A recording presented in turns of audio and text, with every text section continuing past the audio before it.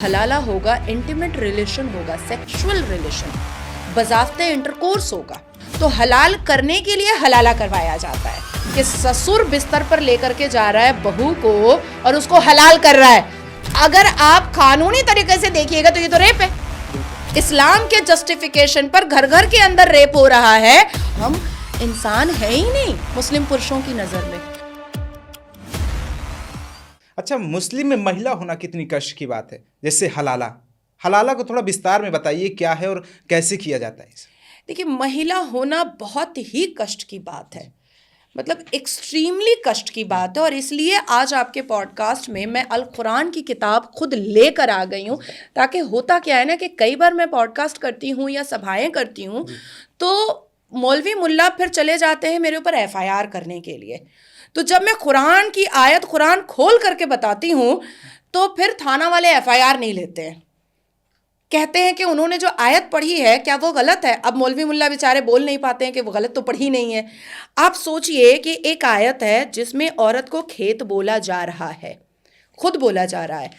अब आप बताइए कि अगर आपकी वाइफ को या अगर आपकी बहन को या अगर आपकी माँ को अड़ोस पड़ोस खेत बोल दे कि औरत आपकी खेती है, आप आगे से घुस जाओ, पीछे से घुस जाओ, नाक से घुस जाओ, कान से घुस जाओ, मुंह से घुस जाओ, कहीं से भी घुस जाओ, आपको कैसा फील होगा? इसीलिए मैंने हलाला वाला सवाल पूछा आपसे। नहीं, आपका दो सवाल था कि इस्लाम में औरत होना कितना कष्ट है। तो पहले मैं इसको क्लियर कर दूं, फिर मैं हलाला वाला आपको क्लियर करूंगी।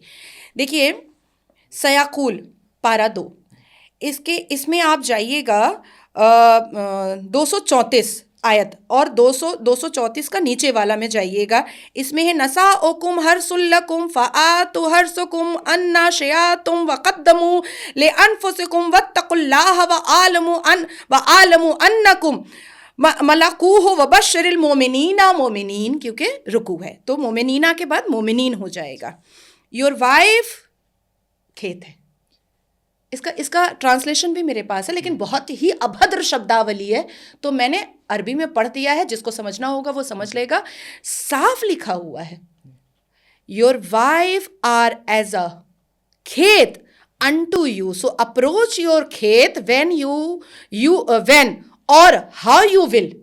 इसका क्या मतलब समझ में आता है? क्या समझ में आता है? अब आप सोचिए कि इस्लाम में औरत होना कितना बड़ा कष्ट है कि हम इंसान है ही नहीं मुस्लिम पुरुषों की नज़र में, हम तो खेत है। अब आती है हलाला की बात। हलाला एक ऐसा अश्लीलता और ठरकबाजी का नशा है जो मुसलमान पुरुष कभी ख़त्म नहीं होने देना चाहता है। हालांकि आप गूगल में सर्च कीजिएगा तो 2019 में ही मैंने पॉलीगेमी हलाला को बैन करने के लिए सर्वोच्च न्यायपालिका में मेरा पीएल गया हुआ है, हियरिंग होती है और मुझे पूरी उम्मीद है सर्वोच्च न्यायपालिका से कि जैसे ट्रिपल तलाक पे मैं ऐतिहासिक जजमेंट लेकर आई थी उसी तरीके से उस पर भी लेकर आऊँगी। हलाला बेहूदगी की प्रकाष्ठा को क्रॉस किया हुआ है।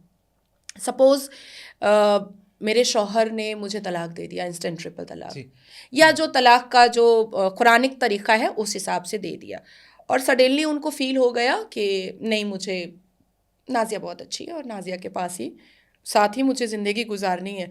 तो मुझे पहले वो हलाला करवाएंगे चाचा ससुर से, मामा ससुर से, जेठ से या भैंसुर से या घर में देवर से। हलाला होगा, इंटीमेट रिलेशन होगा, सेक्सुअल रिलेशन, बज़ाफ्ते इंटरकोर्स होगा। और जब तक मर्द का सेमेन मेरे ऑर्गन में नहीं जाएगा तब तक वो हलाला कन्फर्म नहीं होगा। जैसे तलाक हो जाता है, तलाक मेरे शौहर ने मुझे तलाक दे दिया तो मैं हराम हो गई उसके लिए, तो अब हलाल करना पड़ेगा मुझे। तो हलाल करने के लिए हलाला करवाया जाता है। तो अब इसमें सबसे ज़्यादा अगर मज़ेदारी है तो वो ससुर की हो जाती है, चाचा ससुर की हो जाती है, मामा ससुर की हो जाती है, भैंसुर की हो जाती है, जेठ की हो जाती है, देवर की हो जाती है कि कल तक तो बेटी बोल रहे थे, आज आ जाइए बिस्तर पे कपड़ा खोल दीजिए, आपके वर्जाइना में मुझे अपना सीमेंट डालना है और आपको हलाल करना है। अब आप सोचिए कि ये जो कॉन्सेप्ट है कि ससुर बिस्तर पर लेकर के जा रहा है बहू को और उसको हलाल कर रहा है। अब अगर आप कानूनी तरीके से देखिएगा तो ये तो रेप है। बिल्कुल, वो भी अनकंसेंशुअल। इस्लाम के जस्टिफिकेशन पर घर घर के अंदर रेप हो रहा है और इसको इस्लाम का नाम दे करके ससुर साहब, जेठ साहब, भैसुर साहब, देवर साहब आराम से अश्लीलता का नंगा नाच कर रहे हैं। अब आप बताइए कितना कष्ट है हमारे लिए, कितना कष्ट है।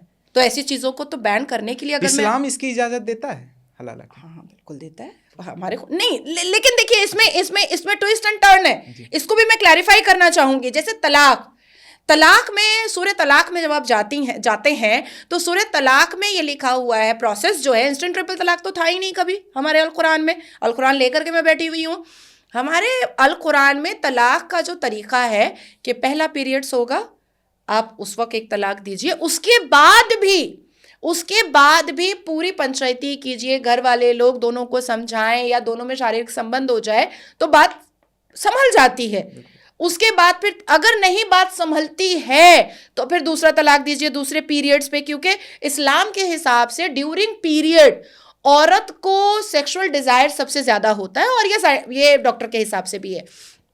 तो दूसरा दीजिए और दूसरे में भी अगर बातें नहीं संभलती तो तीसरा दे करके आप खत्म कीजिए। लेकिन अब ये जो तलाक का जो कुरानिक सिलसिला जो तरीका है उसको तो कोई मानने को तैयार ही नहीं है, चट एकदम तलाक तलाक तलाक। हालांकि अब बैन हुआ है लेकिन अवेयरनेस अभी भी नहीं हुआ है। तो ये एक मुद्दा है जिसको मुसलमानों ने ट्विस्ट किया तलाक को अपनी फ्लेक्सिबिलिटी के हिसाब से। उसी तरीके से हलाला के बारे में लिखा हुआ है कि नहीं हो तो ज्यादा अच्छा है। जैसे मैं कहूंगी कि अवनीश जी आप इस एरिया में ना जाएं, ट्रैफिक है तो ज्यादा अच्छा है। अब आप अपने आप जा रहे हैं तो ये आपका प्रॉब्लम है ना, मैंने तो आपको आगाह कर दिया। तो कुरान कह रहा है कि हलाला ना हो तो ज्यादा अच्छा है, अगर करना है तो ये प्रोसेस है। तो अब मुसलमानों ने इसको एक ठरकबाजी के अंदाज में बड़ी खूबसूरती से ले लिया है और कह दिया है कि इस्लाम पार्ट ऑफ इस्लाम है, तो हलाला करते रहेंगे, घर के अंदर ही कोठा खोल दिया है।